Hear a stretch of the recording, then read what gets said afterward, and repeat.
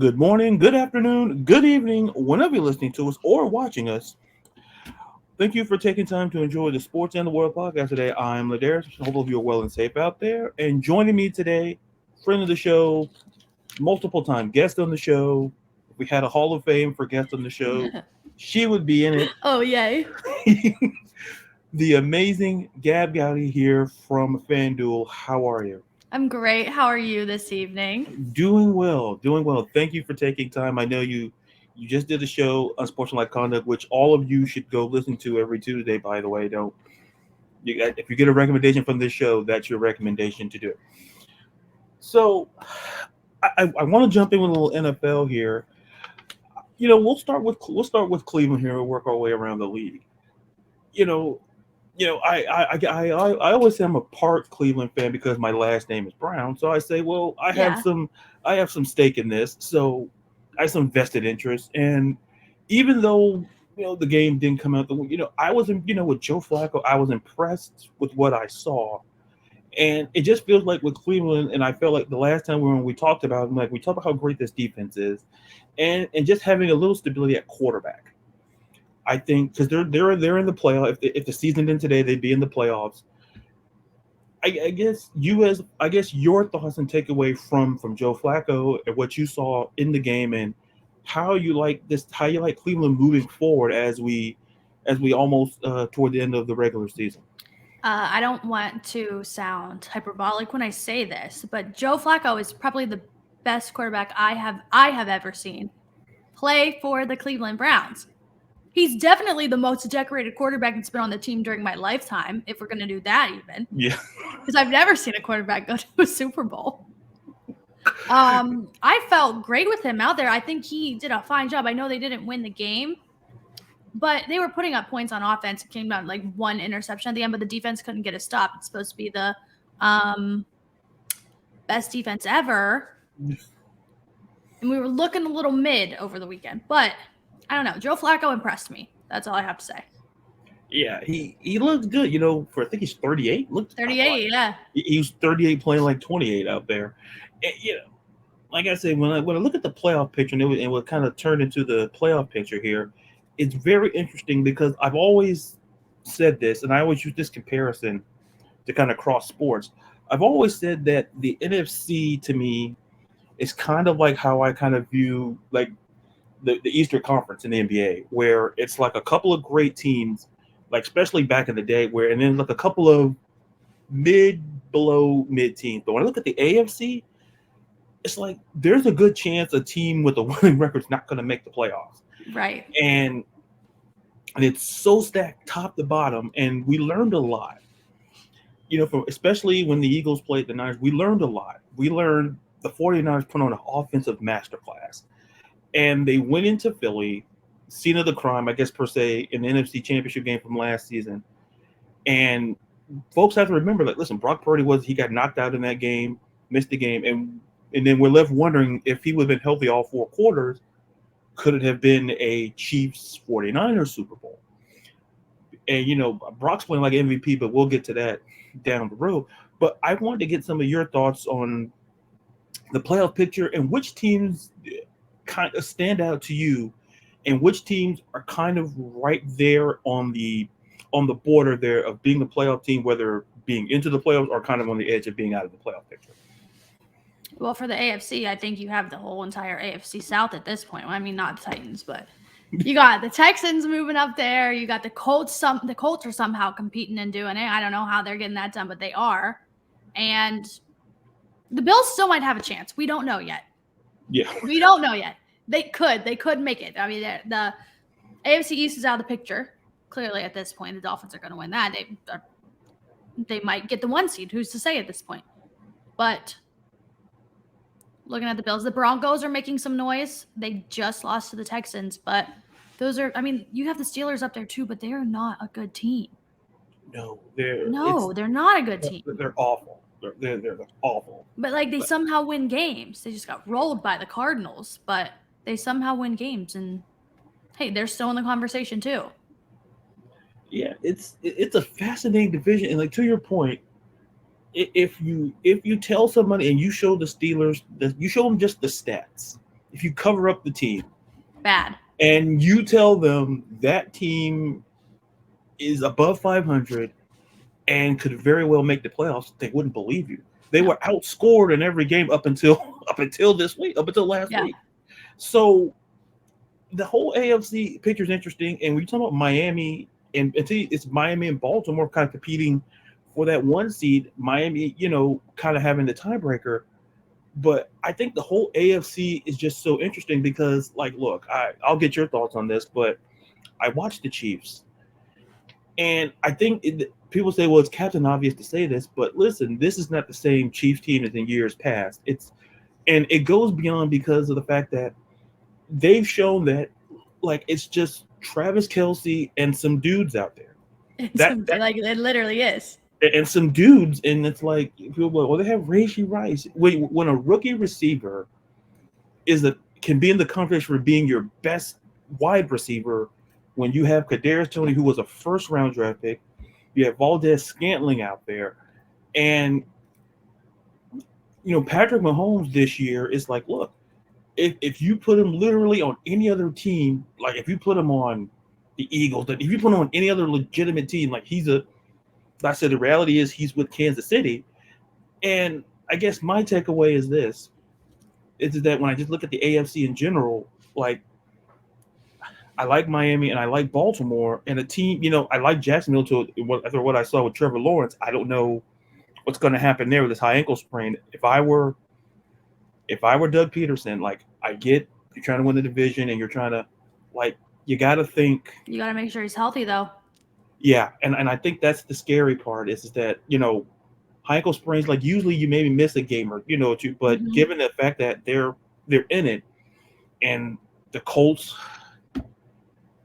I don't even know what to say about the Colts. I'm like, they're just not to discredit what they're doing at all. I just don't understand it. Like, Gardner Minshew, he's a serviceable quarterback. He's gonna get you in some games, but he's actually getting them in quite a few. Yeah, Did you watch that game against the Titans? I did. That was one of the.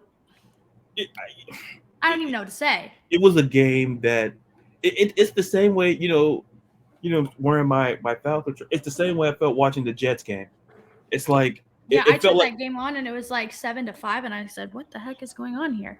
It's like I had red zone, and I was gonna tweet Scott Hansen, like, listen, you don't have to keep going back to the Met. You don't have to go back to MetLife. Just leave it be. Just scroll across the screen who scored and who. Like, you don't have to show that. Nobody deserved. It felt that way. But watching that Colts Titans game, it felt like that whole AFC South. Like, it feels. I don't want to say a rough division, but some of the games, like, they're messy. They're just absolutely like a mess. Like, it's great. Like, the Texans are great. But, I guess my question would be, when you look at the AFC, and then, or even usually we'll look at the AFC first, and we'll go to the NFC. Who do you see? And I know it's tough. Who do you see being that team that represents the AFC in the Super Bowl? See, I want to say the Ravens. I want to say it's going to be the Ravens because I think that they are the best team. But then when you get to the playoffs, how can I count out Patrick Mahomes? I know that they're struggling. I know this team doesn't have what they need to have like they had before. But, I mean, Patrick Mahomes, you've seen him do it time and time again. Why could I count him out? They lost to the Packers. I don't care, though. I still would take Patrick Mahomes probably in almost any situation unless he was playing like the 49ers. Yeah. So, like, I think I would, but that's just because it's what we've been trained to see at this point. Yeah, it feels more wide open than it should be. Yeah. Oh, for sure. It's going to be super weird seeing Kansas City on, not get the bye and playing on the first weekend of the playoff. It seems weird. We're used to acquiescing with them being the one seed, and they're, Holmes is with the wife and just hanging out and just prepping for whoever they play. It's different. But, like, to your point, I circle back to the Buffalo Bills. They could beat anybody too. Yeah. It's so right. It's hard, and I'll say this, and I'll get your thoughts. How I feel about the Bills here. Buffalo is one of those teams that they fired the offensive coordinator. Yeah. And then they promote him. And my whole logic has always been, I don't necessarily think it was the offense. No. I kind of feel that at some point, I think sometimes Buffalo, and a lot of teams do it, they kind of play down to the competition, and they kind of, to a certain degree, I think they hang around in games they have no business hanging around in terms of, you're supposed to be, if you're this great team, like blowing out. I'm not saying you're not going to blow out teams by double digits every week in the NFL. That's just, I don't care how great of a team you are. You're going to have those down weeks where you're going to win close. But with Buffalo, it feels like too many close games, and they're kind of getting by. And then some instances, listen, they've got caught falling behind and haven't come back. And I don't think it's an indictment of Josh Allen, because with Josh Allen, you know what you're getting. Josh Allen is a physical specimen. He's going to throw it, but he can also run it. So you don't want to limit what he can do. You think of his health. But in the same vein, at some point, if you put the team on his back and do it, because at this point, they're not going to win the AFC East. No. They're on the outside looking in on the playoffs. They're a game out. They could make it. Yeah. Like, I agree. Like, I have like a Buffalo take too. It's like, if you are a number one, like let's say you're the number 2 seed and Buffalo is 7, you don't want to play Buffalo. No. You don't want to play Buffalo. You'd rather play the Broncos, the Texans, the Colts. They would take anybody over Buffalo. Like the same thing with the Chiefs. Like those are 2 teams that you're not going to want to play in the first round, but it might be like that. Like we could get a Chiefs Bills first round game. I don't know. You know, Gabb, that's we could be getting. Look, if you told somebody at the beginning of the season that's what we're getting, not in the AFC Championship, no, not in the division. No, you're getting this. You're getting this on Sunday, the first week playoff. People be like, "Oh, how is it?" And you know what I would think? I would think the Jets were in the number 1 for the AFC East. Yep, that's what I would have thought. Yeah, the whole AFC East has just been so interesting because Miami, it kind of felt like nobody was talking. Like nobody was talking about Miami. My concern with Miami is that it's great that you're beating the brakes off of that's great, super great, but at some point when you face teams of that are kind of on your level, what are you gonna do? That's the concern. And I like Mike McDaniels. I love the offense. Even the defense has showing have shown flashes that they can be great. It's just, when I look at them and I look at Baltimore, and I just look at, I can't count out John Harbaugh and Lamar Jackson, who deserves to be in the MVP conversation. The AFC to me is just so good, where we could get that Chiefs-Bills matchup, and people are like, well, how did we get here? Well, Buffalo just, decided Buffalo did it to themselves at this point. Buffalo decided to lose games that they could have won, and won games maybe they shouldn't have won, and it caught them even out at 6-6. Yeah, that's going to be one of the toughest. If they make it, which we don't even know if they're going to. Yeah, we don't. Be one of the toughest teams in the playoffs. Yeah, I would not want to play Buffalo, whether it's in Buffalo or any. I wouldn't want to do it because it kind of feels like you can take away the seeding, and just like, I don't want to go to Buffalo. Right. I definitely don't want to go to Kansas City, which is probably arguably maybe the toughest place to play. In the NFL. It feels like, and those 2 teams are in every single. They're in every single game. Yeah, and then we may get that round 1, and then now we get that, and it's just going to be interesting to see how the rest of the season plays out on that side, because listen, everybody kind of written off, Denver. A lot of people did. Slow start, and you kind of, the Texans are hanging around, Cincinnati. I don't know. Like, Jake Browning had a great game Monday night. I don't know. I don't see it, but like they could. Yeah, they could. But it's like, to me, it's like, well, Jake Browning's still their quarterback. It's like people like at the end of the day, he had a great game on Monday night, but like at some point, can he sustain this for the next couple of weeks? And me personally, I don't see it. That doesn't mean that, like, I've been wrong before. But shifting gears to the NFC, which I think is very tight at the top 3 teams. When you look at the Eagles, the 49ers, and the Lions, you know, and it ties into like the coach of the year conversation when we talk about Dan Campbell. Like anytime I hear like a great Lion stat, like the last time this team was this point, it was like the 60s. Crazy. Yeah, it's Like crazy. none of us were walking planet Earth. Nobody knew who we were. Like we have to ask Yeah. either we have to ask the grandpa, hey, where's the Lions good? Oh yeah. Oh yeah, that was fun. Now it's finally fun again. Yeah, like it's great. Like and It's then a like long time, man. a long time. Like you have to ask like your grand like how oh yeah, they were good. Who was the quarterback? I don't remember, but it doesn't matter. But they won. They won football games. And so that's a great story. They're the 3 seed, but to me, it feels like Eagles 49ers, and we learned a lot about San Francisco. They just feel so complete. Yeah. They feel complete, and it ties into the Brock Purdy argument, and I'll curious to get your thoughts on this. And you talked about unsportsmanlike conduct, which kind of had my mind kind of racing, the hamster wheel in my head rolling. And you said something on the show that was interesting, and I think it's worth the listeners listening and those watching to hear, is that I do believe that Brock Purdy does not get the credit because of where he was drafted. Like it's not his fault he was Mr. Irrelevant. It's not his fault that hey he wasn't a top.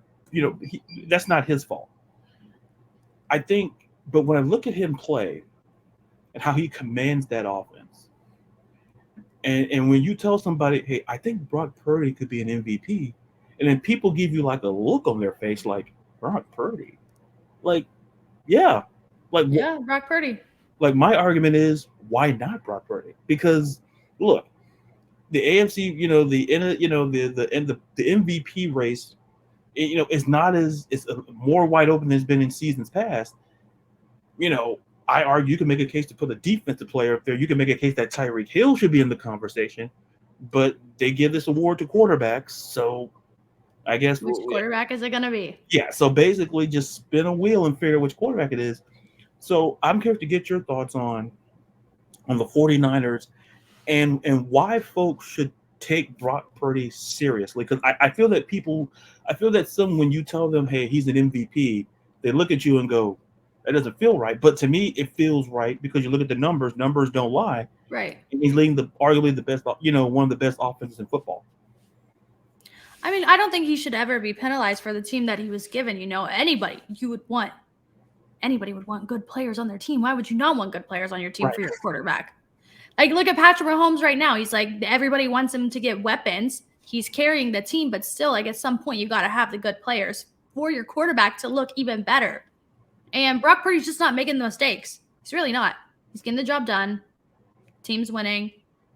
He's not doing anything significantly wrong for anyone to slander him the way that they are. They're like, oh, it's a system, sure. But, like, he's making the most of that system. And how do you know someone wouldn't if they were in it? Like, we don't know. Yeah, you hear system quarterback tossed around. I'm not a fan of the term. But, like, look, there was a time where people thought Tom Brady was a system quarterback. We look like, oh, well, Tom's great because of the Patriot system. And look at the Patriots now. Yeah, it's like, what if people are looking like now? Was it the system or was it number 12? Like, who? And that's why I say you toss out system quarterback because I argue and make this point. Like, Kyle Shanahan, he gave, and people may argue, well, listen, they went and got Trey Lance. Like, they didn't. My guy wasn't like a top. My guy was a top 3 pick, and they moved up to get him. And he's not even on the team. They shipped him to Dallas. They're like, They shipped him for a bag of peanuts and some fruit punch Gatorade, and they're good. And then people are like, well, Brock Purdy's that good. It's because the point could be made that, listen, Brock Purdy is not just a system guy. He fits what Kyle Shanahan wants to do, which is different. Because every quarterback, especially offensive-minded coach, wants their quarterback. You see it in Miami. Mike McDaniel is making it work with Tua. When people were told, oh, Tua is not going to be great, he needed the right coach. He needed Mike McDaniel to get out what he could do. And I feel that the problem is, and I'm curious to hear thoughts on this, is that I always say about, because I love the quarterback position. We're quick to call quarterbacks bust. We're quick to call them they're not great. But it's like one of ESPN 30, like, what if I told you that sometimes a quarterback just needs the right coaching staff to believe, and you see it in Tua, you see it in Brock Purdy, you see it like Might be seeing it in Josh Allen. We don't know. yeah, it's and people are making that argument that is Sean McDermott the right coach for Josh Allen? Like people are like, well, good, Buffalo has success, but penultimately it goes upon the quarterback. And sometimes it doesn't matter if it's offense or defensive minded, because you can always a good defensive minded coach can bring a great offensive minded staff. So it's nothing like look at the Houston Texans. Go look at CJ Stroud, who's basically just waiting to win the offensive rookie of the year award. He's just waiting for his name to be called. And DeMeco Ryans is a defensive guy. So that lets me know that the Texans have a great offensive system around him, a great offensive coaching staff. And so when I hear people talk about, certain quarterbacks not being great and not being that, I'm like, just look at the coach. I said, if you want a biggest example of this, go look at Brandon Staley for the Chargers. Like, yeah, is he wasting Justin Herbert's, his career? Probably so. Yeah. I mean, I think being in a division with Patrick Mahomes doesn't help you. But man, at least win that playoff game when you're up by 30 and you're supposed to be this defensive coach. Yeah, I think that's the part that's going to sink him is that, you're a defensive guy and you're giving up points in the fourth. Like, this is why you're on the hot seat. And then what's worse is that when he was asked at a press conference about giving up the play calling duties, like, I don't want to hear that question again. You're going to keep hearing the question, my guy, because listen, you're 5-7, and listen, I get when you're in the same division as Patrick Mahomes, I get it, but the Chiefs aren't the Chiefs that they used to be. There's that susceptibility, and if Denver could figure out with Russell Wilson and Sean Payton, if they could figure it out, the question is, Brandon, you have a younger quarterback who has sky's the limit, and you can't figure it out, and you have Kellen Moore, who you brought in. It's like, yeah, who is left to blame? It's like at this point, outside of who are you going to fire? Because you can't, because the situation you can't fix. Like, if you waste Justin Herbert this time, like, you get fired. To me, it's a more appealing job. It's an appealing job because of Justin Herbert. Sure. And the defense is not slouchable. They got Derwin James. Like, the defense is not players. They have great players on defense, but for some reason it's just not. Yeah, it's like I would say similar to the Browns defense. Like last year they had Joe Woods. We're like, oh, all these players are so good. This defense is stacked. Why are they not good? They bring in Jim Schwartz and look what he's done so far this season. Yeah, that's the perfect comparison. That's perfect. Jim, all of a sudden, Jim Schwartz, great defensive guy, comes in, figures out how to use Myles Garrett, figures out how the secondary works, and all of a sudden we talk about Cleveland being one of the best defenses in the league, and it goes back to what we talked about. It's about sometimes it can be the coach. It's easy to blame the players. It's so easy to do it, but I think we're living in that situation where it's like, look, and I think the overriding factor is that when we look at quarterbacks, we look at any position on the field, like especially quarterback, you have to get the position right. You have to get it right and have the right coaching staff around it, because it's easy to call. It's like we can call Trey Lance, like whatever we want to call Trey Lance, we can call Trey Lance. But the reality is, people are like, oh, well, what kind of guy was he? Well, did he have? It's an argument for another day. I kind of put it in that regard. But I want to shift gears before I let you go, because we're all busy people. I want to talk a little college football playoff. Mm-hmm. And listen, a lot of people aren't happy about Alabama. We have people. I live in Florida, and oh man, we have a sitting United States senator writing letters. And I'm sitting there going, can I write a letter to you? Like, we have listen, you have a constituency here, and I read the letter. Shout out to Haley, who's she posted it, and I read the letter, and I'm like, this is what you're doing right now? Like, this is what you do in your spare time? Like I did this. I'm glad I didn't vote for the guy. I'm like, look, it's amazing. Like we're having letters written, and I'll just ask you this: in your opinion, do you think the committee got it right with Alabama over Florida State? Yes. Does it make me feel better about the situation? No. But I think those are the best, like with the players available, I think those are the best teams. I think that's going to give us the best product. It's going to be the best thing. I know that's bad to say, the best thing to watch, but doesn't that mean those are the best teams playing against one another? Yeah. I think Georgia's better than almost all of those teams, though. Yeah. But they weren't going to get in. No, they had no chance. And I was talking to my sister, and I was telling her, I said, I'd rather lose early than lose late. Yep, yeah. Because Georgia, 29-game winning streak, defending two-time defending national championships, and the committee said no. And that's hard. And I said, they're going to ironically face Florida State.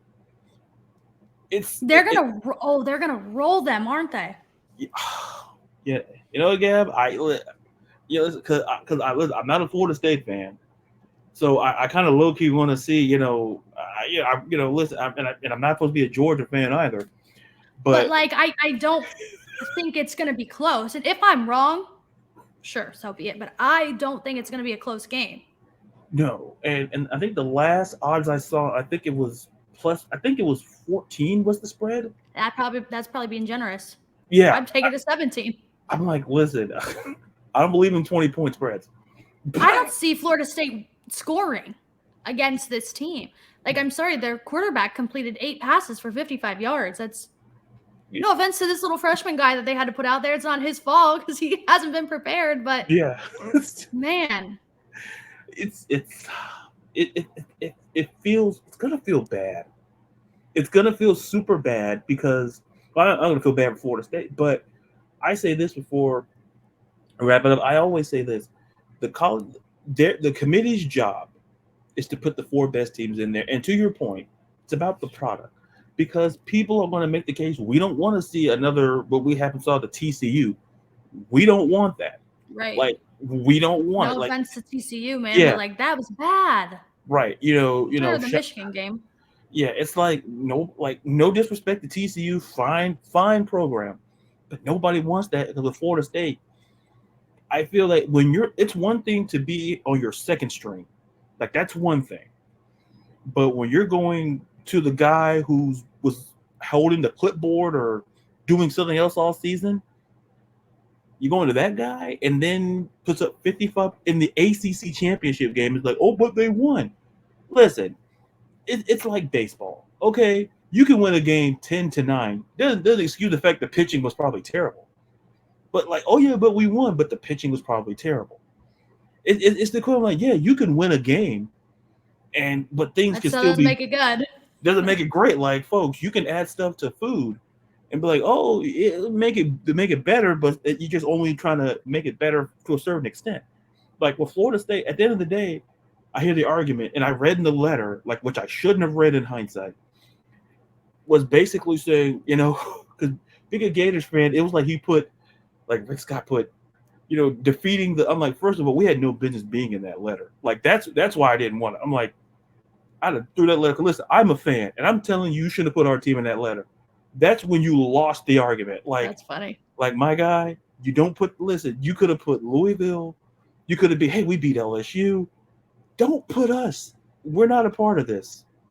Like, we're not a part of this. Like you're losing votes. Like, no. Like, I read that letter. I'm like, you put the Gators in there?